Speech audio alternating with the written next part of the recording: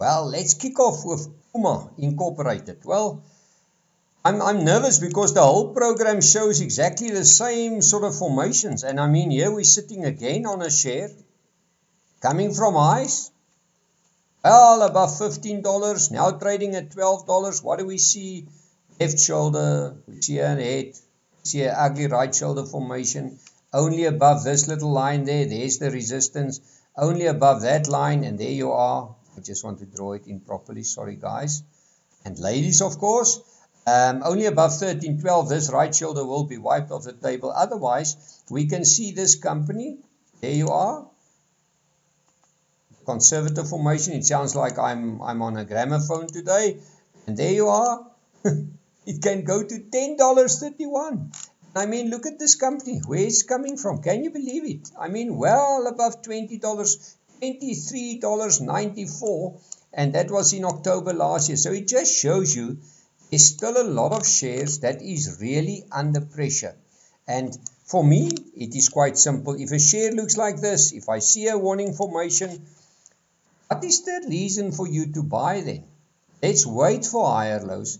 Let's see if this little line, there's the resistance line. Let's see if it can break above that, if it consolidates above that, makes higher lows, then we can change our tune. At the moment, there's just too many shares for me, showing me that there is some warning formations, showing me that the trend is down and that it will probably maybe head a little bit lower in a few weeks or a few months from there. To speculate is a different story, but to buy for the medium and long term, that is a different story. And I think we're sitting on this market where you must actually make up your mind if you're in for the trading side or if you're in for the medium to the long term investment side. Let us look at the gold price. I've got a friend that is a proper gold bull. He gave me a call yesterday and he said to me, Frans, do me a favor, can you pull up the chart of the weekly gold price? And this is now a weekly chart of the gold price.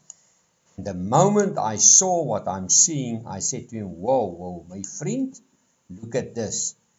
And I showed him that this chart is telling me that the gold price is under immense pressure. And why? This level of 1706, $1,706 was just so important. And this turned now into a resistance, not on a daily chart, but on a weekly chart. And that makes me nervous. Because what do I see here? I see a possible double top here. I know it is this one is a little bit higher. I can easily call that an irregular double top. And what does it tell me? Low 1706, this double top can come into play, and it is in play while we're below that level. Now I want to shock everyone. It's from that top to the support. And if I take that downwards all the way, let's have a look there. It can take the gold price, can you believe it? It can take the gold price all the way down to $1,410. That tells me something. That tells me either the gold price is going to remain under huge pressure, but what will happen? The rand will actually weaken, because if one commodity comes under pressure, you can bet yourself $1, platinum will do the same, palladium will do the same, Brent oil will probably do exactly the same, and everybody will run to the dollar. And what happens when they run to the dollar? The dollar will destroy everything else. So we're actually on quite a pivotal point here. We need to see the gold price above 1706 on a weekly close, and maybe from there heading higher.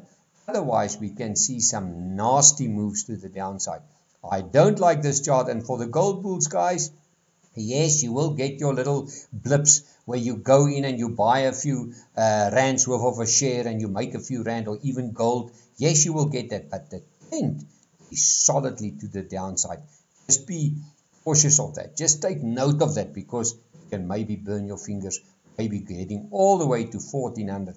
And by the way, we will, on that same note, talked about Kruger Rand. Usually the Kruger Rand is a Rand hedge story. So yes, it will probably also go down. I don't think that much as the physical gold price. And while we are on weekly charts, let's look at Trane Technologies, Trane. This is a weekly chart.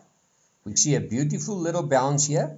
Now we see a consolidation. And I think I can just recall what I've said earlier. When you're in a consolidation, like you do that, the best is to wait. The best is to just give it a little bit of chance to show you which way it wants to go. And I'll tell you now why I say that. Because if it breaks above $164, you can maybe break out of this and take it up to 172. There's something else that I want to show you. If I take that line away, I do that, and I see a beautiful inverse head and shoulder. Now the inverse head and shoulder, there you are. While it is above 155.05, the right shoulder of this inverse head and shoulder is in play. And above the neckline of 165, you can maybe see this share breaking up, and at least this is now one share out of the whole program that actually gives us a little bit of a positive note here. But it needs to break above that. Use that as your stop loss, 154.38. Maybe if we're lucky, it can go all the way up to 193.89. So this at least is one share. And I mean, we covered now, I think, 6 or 7 charts here, and this is the only one that maybe gives us early signs of buying. Just look at Trade Desk Incorporated. Well, it looks like I've kept all the best charts for last. Because what we see here, we see a beautiful inverse head and shoulder again. I mean, there's a massive one. We're busy on the right shoulder. There's still a lot of work to be done there. There's the left shoulder. There's a beautiful right head. And we're busy on the right shoulder. And where will the buying signal get triggered? Above 75.85. Above 75.85, that's the neckline. We can see this company showing us some nice moves to the top. Let's do the conservative target first of all for the viewer.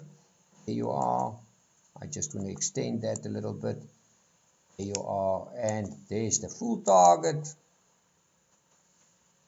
It's always a projection from the It's always a projection from the head, the neckline, and from the neckline, same distance up to the head, 101.15. So this chart actually looks not too bad to me. It actually looks like it wants to give us a buy. But when does it give us a buy? It only gives us a buy when this neckline turns into a support. For that, the best is to wait and to be patient. And I think in actual fact, it's time to accumulate some cash. I think we're still going to have some wonderful opportunities with some of the bigger counters. Only time will tell us, but at the moment this chart looks okay, and hopefully it can give us a beautiful bounce to the top. But of course, that is the crucial point, the neckline. Let us look at Kesko. Now Kesko is just telling me that from $22 all the way down to $10. What did we see? Lower highs. Lower high, right through, straight it way down. And if I draw this trend line in, even this trend line tells you that the momentum is still clearly to the downside. But of course, this is a weekly chart. And remember, downtrend, if the company is reasonably okay and the fundamentals is okay, we'll probably see a little bit of a bounce. And what do we see?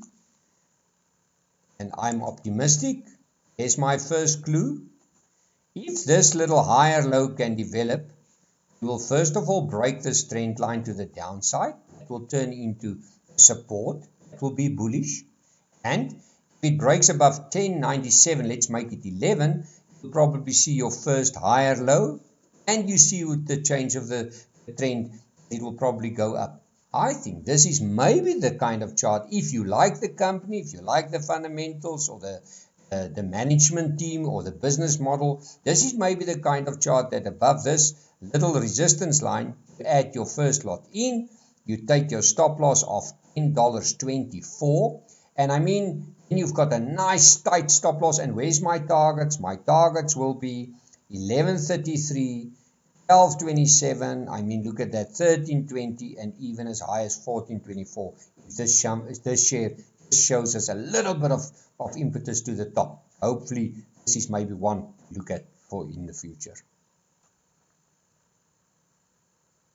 And suddenly, the whole world is looking at what? Solar panels.